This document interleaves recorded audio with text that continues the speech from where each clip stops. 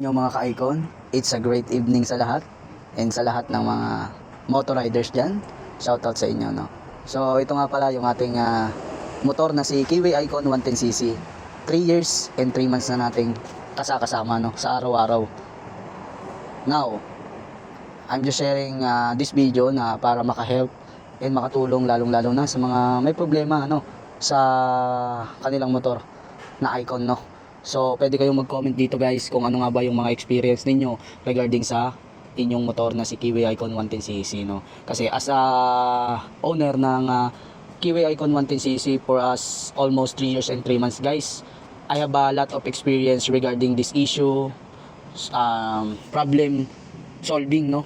Ng mga issue niya, no? So, sabi nga nila guys na mas maganda raw ang power or ang hatak ni Kiwi Icon 110cc kesa sa Honda Beat FI or kahit na Honda Beat version 3, no? So kung akong tatanungin ninyo guys, yes, mas maganda ang itsura, mas maganda ang hatak, mas tipid ang gasolina ni Kiwi Icon 110cc kahit na hindi po siya FI. Ano ba ang ibig sabihin ng FI? Ang ibig sabihin po ng FI ay fuel injection, no? Fuel inject. Ibig sabihin, kaya siya naging tipid kasi gapatak lang yung gasolina na pumapasok or ina-absorb ng engine, no? Unlike sa carburetor, no? So, paano ko nasabi na tipid si Icon, no? So, si Icon sa 3 years and 3 months ko nang kasama kasi si Icon, guys. Estimated ko, guys, na layo, no? So, sa 1 litro nyo, guys, kaya niya, guys, ng up to 60 to 70 kilometers, no? Kaya niya, guys. And ilang beses ko na rin kasi siyang sinubukan dahil ilang beses na ako nawala ng gas, no? So, from Muntinlupa to airport, balikan siya 1 litro, kaya, guys. So kayo nang mag-compute kung ilang kilometro yung layo from Muntinlupa to airport, MNL Airport, Manila, balikan po yan 1 litro. May sobra pa. So kayong mag-compute kung ilang kilometers po yan balikan, no? So sobrang tipid ng motor na ito na si Kiwi Icon 110cc. And regarding sa issue niya guys, para sa akin guys, wala siyang issue, no? Kumbaga normal lang din kasi sa mga motor na syempre nagkakaroon ng sira. Pero as a owner ng motor na ito for almost 3 years and 3 months guys, halos mga basic na issue lang yung na-experience ko sa kanya, kagaya ng ng belt sa panggilid guys, naputulan tayo. So normal lang naman yan, lahat naman ng motor nasisiraan kahit na yung mga Yamaha, Honda or etc. So yung next natin is yung throttle cable, naputulan din tayo niyan. Next natin is yung regulator. Yes. Nagka-problema rin tayo diyan.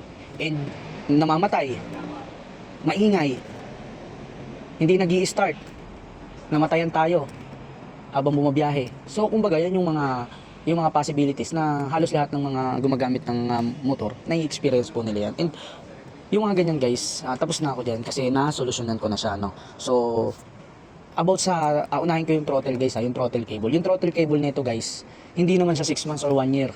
Naputulan tayo. Siguro magto 2 years na rin dahil sa masyadong marupok na siya eh. Kasi parang nangalawang na siya, ganun, parang nagkaroon na siya ng rust. So naputulan tayo. Yun lang yung niya, wala siyang kasukat na throttle cable guys. Halos kung mag-e-extra kayo, mas maganda kung mag-extra kayo ng throttle cable just in case na maputulan kayo. Meron kayong extra na throttle cable para ikakabit na lang sa kahit saang motor shop. Yan lang yung pinakamahirap kay Icon guys, yung throttle cable. Wala kasi siyang kasukat, no. Talagang throttle cable lang talaga ng pang Icon yung para sa kanya. And ang maganda guys, meron tayo at marami tayong available niyan. Nasa ating yellow basket lang guys, no. Nasa yellow basket ko guys. Pag in-upload ko to, andyan makikita nyo lahat ng mga parts and accessories. Ilalagay ko dyan yung links dyan sa yellow basket, no. Lahat ng mga kailangan ninyo para sa Kiwi Icon 110cc ninyo. Regulator guys, almost 2 years nagpalit tayo ng regulator. Napakahalaga ng regulator guys kasi kapag napundi siya or palitin na siya, pwedeng mawalan kayo ng ilaw, no. Mawala yung signal light, yung headlight, yung rear light, lahat guys mawalan. Hindi nyo rin mapapagana yung push start. Pero gagana yung kickstart guys. Yun nga lang yung push start hindi nyo magagamit kasi pundi na yung regulator. So kailangan yung palitan guys yung regulator ninyo. Pero hindi naman 1 taon mapupundi na siya. No, kagaya ng spark plug, yan, ganyan. So normally lang naman yan. Talagang halos lahat bumibigay ang spark plug. Pero almost 2 years ko na rin bago pinalitan, no. So yun guys, yung sa panggilid, yung belt. Ayan. So isang beses pa lang naman tayo nagpapalit niyan and yun. 3 years and 3 months guys, hindi pa tayo nagpapalit. And yung isa sa mga dahilan din pala guys, kapag ini-start ninyo yung motor ninyo, 'Di ba kapag ka ang dami nagtatanong nito sa akin eh. Ang ingay daw kapag ka ini-start nila yung motor nila. Yes, maingay po talaga si Kiwi Icon 110cc, lalo na kapag ka push start yung gamit ninyo sa kanya. Alam niyo kung bakit? Alam niyo kung bakit? Ito guys. Yung panggilid natin guys, meron po yan na axle cap or bendix. Yung bendix na yun, yung axle cap na yun guys, meron siyang spring. So every time na ipupush start nyo siya guys, naka-connecta rin yan dun sa panggilid, dun sa bendix or axle cap. So yun siya, kaya siya umiingay kasi may spring siya, maingay siya, lumalagatik siya sa loob. Lalo kapag ka tumagal na ng tumagal guys, is naputol yung spring. So delikado kapag ka umaandar kayo guys, umiingay parang may power so parang may lumalagatik, no? So napakaingay nun. So yun guys, kaya kung bakit maingay yung motor natin kapag ka ini-start natin siya, lalo kapag ka push start. Pero kapag ka kickstart guys, kapag kickstart hindi po siya maingay kasi kapag kick-start ko yung motor ko hindi maingay. Pero ang maganda rin kasi kapag ka naka-premium ka na gas, tas so on, no, na matagal mo na siyang ini-start, so unti-unti siyang nagiging tahimik yung ingay niya, no? Lalo kung ang gamit mo na lang is Air Pertua Racing, no? So napakaganda ng quality ng langis na yan, fully synthetic yung gamitin niyo para sa engine niyo, no? Sa langis para sa engine, no? So napakaganda niyan sa makina, no? So yan din yung gamit natin. And kung mapapansin niyo yung gulong ko guys, napakalaki, no? So napakalaki. Ang gulong ko guys sa unahan is 100, no? Sa likod ko guys 110. So isipin nyo kung gaano ka taba yan. Pero may purpose yan guys kung bakit mataba or pinalakihan ko yung gulong yan.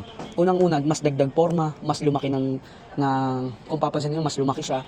And nagsasakay kasi ako araw-araw ng 120 kg, no? Kasi medyo malaking asawa ko, mabigat siya. So kapag kaganyan yung gulong ninyo, syempre malaking tulong yan, lalo na kapag madulas yung kalsada, no? Malilesen din sa para hindi kayo mag-skid, no? Lalo kapag maulan, no? And kapag mabigat yung sakay ninyo palagi, lalo na kung nagjo-joyride kayo or naghahabol kayo, mas mainam kung malapad yung gulong ninyo. Lalo na isa lang yung shock natin sa likod, no? So para may puwersa rin siya, no, kapag malaki yung gulong natin, para hindi bumigay yung shock natin guys, no? So ang dami kong inano dyan guys, ang dami ko na rin binago guys. So yun, basta kung gusto nyo maka-order guys ng ng mga parts and accessories guys, meron ako niyang link guys, nasa Yellow Basket guys. So marami akong stock na available guys. Napakarami nagko-comment sa akin guys kung saan makakabili ng sukat na parts para sa motor natin. So hanapin nyo na lang dyan sa Yellow Basket. Nilagay ko lahat yung link guys. Kahit yung MDL natin na gamit na bracket, so meron na rin tayong available nyan guys. Meron na rin tayong available na ilaw guys. Marami akong available nyan. So yung link guys ilalagay ko na lang dito sa baba. So hanapin nyo na lang kung alin ba yung mga parts and accessories na hanap niyo guys. So yun lang muna guys, no. So comment lang kayo guys, babasahin ko later pag na-upload ko yung video. So ingat kayo palagi, RS guys, and see you on my next vlog.